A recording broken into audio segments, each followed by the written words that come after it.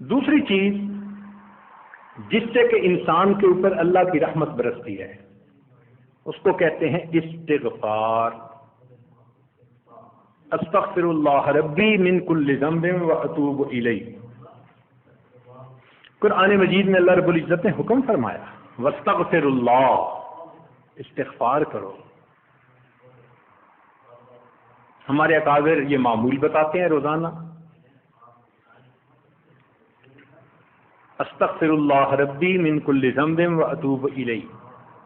اس کو دن میں کم از کم 100 مرتبہ صبح، 100 مرتبہ شام.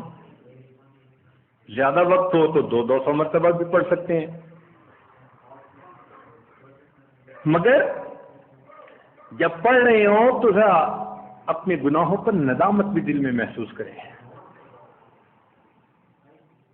یہ نہ ہو کہ زبان پہ استغفار چل رہا ہے اور دن میں گناہوں کے خیال چل رہے ہیں. رابعہ بصریہ رحمۃ اللہ علیہ فرماتی تھیں استغفارنا یحتاج الی استغفار، کہ ہم ایسا استغفار کرتے ہیں کہ اس کے اوپر ہمیں استغفار کرنے کی ضرورت ہے.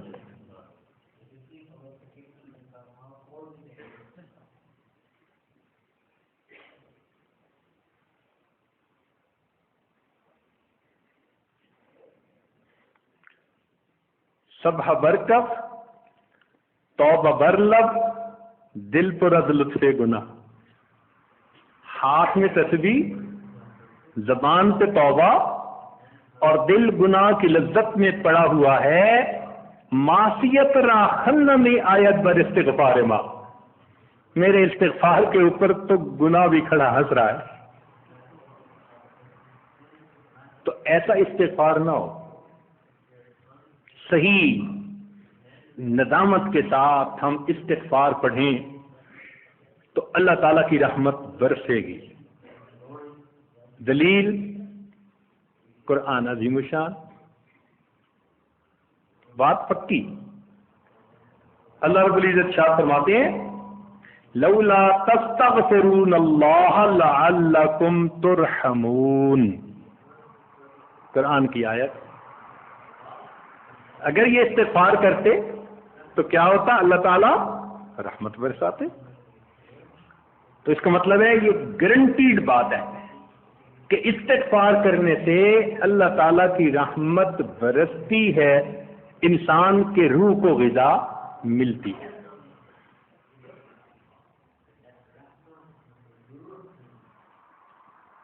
پھر تیسری چیز جس سے کہ اللہ تعالیٰ کی طرف سے رحمت اترتی ہے، درود شریف کا پڑھنا. حدیث مبارکہ میں آتا ہے جو شخص ایک دفعہ درود شریف پڑھتا ہے اللہ تعالیٰ 10 رحمتیں اتارتے ہیں. تو 10 رحمتوں کا اترنا اس بات کی دلیل کہ روح کو غذا ملتی ہے، نور اترتا ہے انسان کے اوپر. ہمارے مشائخ نے فرمایا کہ 100 مرتبہ صبح اور 100 مرتبہ شام، کم از کم اتنا تو درود شریف ضروری پڑھ لیں.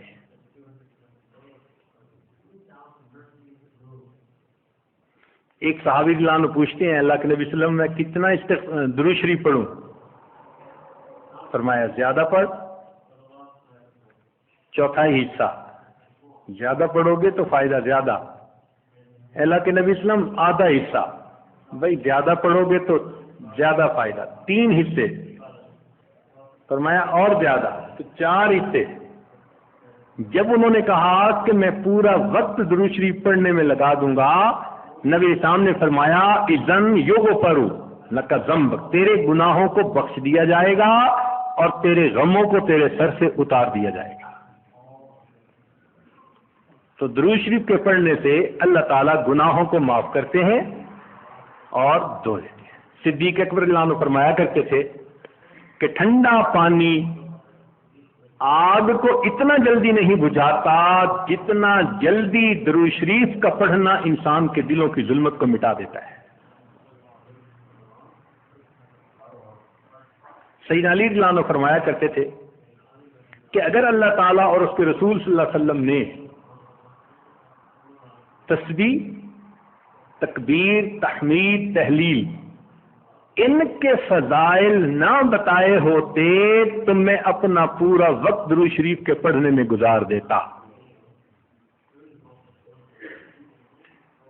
تو ہم بھی درود شریف پڑھیں، کم از کم 100 مرتبہ صبح اور 1 مرتبہ شام.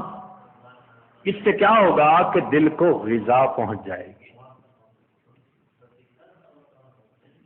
چوتھی چیز اللہ کا ذکر کرنا، ذکر لسانی یا ذکر قلبی جیسا بھی معمول ہو. ذکر کے کرنے سے اللہ تعالیٰ کی رحمت اترتی ہے، اور حدیث پاک سے دلیل نزلت علیہم السکینہ، ان کو رحمت ڈھانپ لیتی ہے، ملائکہ آ جاتے ہیں ان کے اوپر. جہاں لوگ مل بیٹھتے ہیں مختلف جگہوں سے آئے ہوئے اللہ کو یاد کرنے کے لیے، تو ذکر کرنے سے سکینہ کا نازل ہونا بھی اس بات کی دلیل کہ انسان کے دل کو غذا ملتی ہے. ذکر سے ذات کی محبت بھی پیدا ہوتی ہے. جتنا جس چیز کا تذکرہ زیادہ کریں اتنا اس سے محبت ہوتی ہے. تو کثرت ذکر کا حکم اس لیے کہ اس سے اللہ رب العزت کی محبت انسان کے دل میں پڑتی ہے.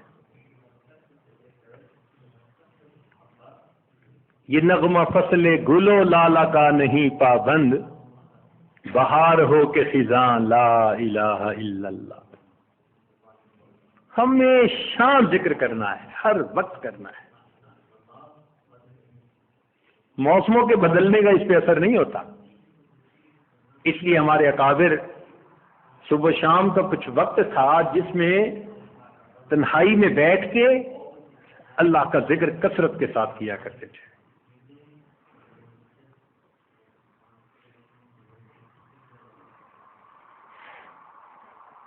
پھر پانچویں چیز جس سے کہ انسان کے اوپر رحمت اترتی ہے وہ ہے اتباع سنت. جتنا ہر عمل سنت کے مطابق ہوتا جائے گا اتنا اللہ کی رحمت ہم پہ برستی جائے گی.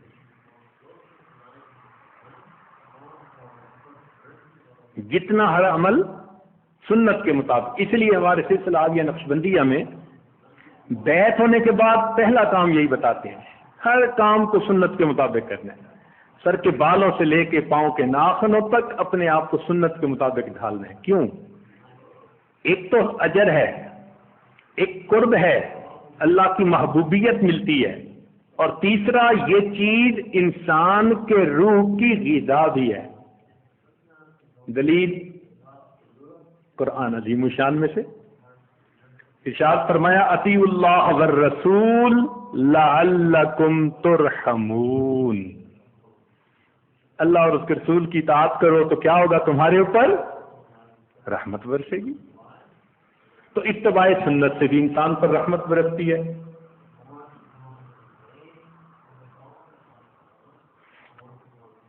پھر چھٹی چیز اہل اللہ کی صحبت اختیار کرنا. قرآن مجید میں تو حکم دیا گیا یا ایھا الذین آمنوا اتقوا اللہ وکونوا مع الصادقین. یہ کونوا حکم ہے، اور حدیث پاک میں بھی حکم دیا گیا. نبی علیہ السلام نے ارشاد فرمایا علیکم بمجالسۃ العلماء واستماع کلام الحکماء فإن اللہ تعالی یحیی القلب المیت بنور الحکمہ کما یحیی الارض المیت بماء المطر. کہ جس طرح بارش کے اترنے سے اللہ مردہ زمین کو زندہ کر دیتے ہیں، اسی طرح اہل اللہ کی حکمت بھری باتوں سے اللہ دلوں کو زندہ فرما دیتے ہیں.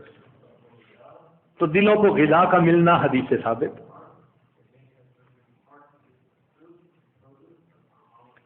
اس لیے تو فرمایا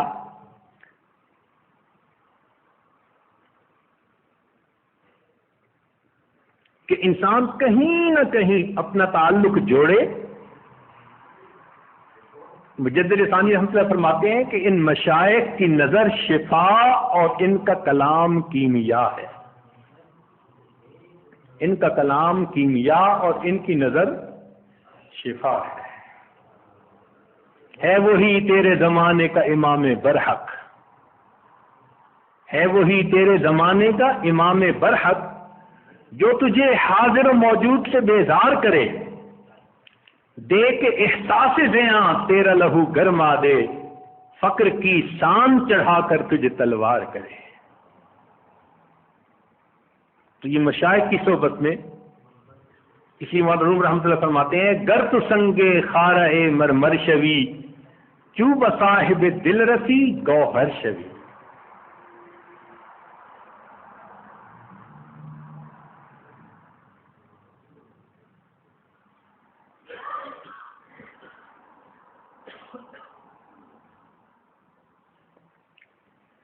چنانچہ علماء نے لکھا ہے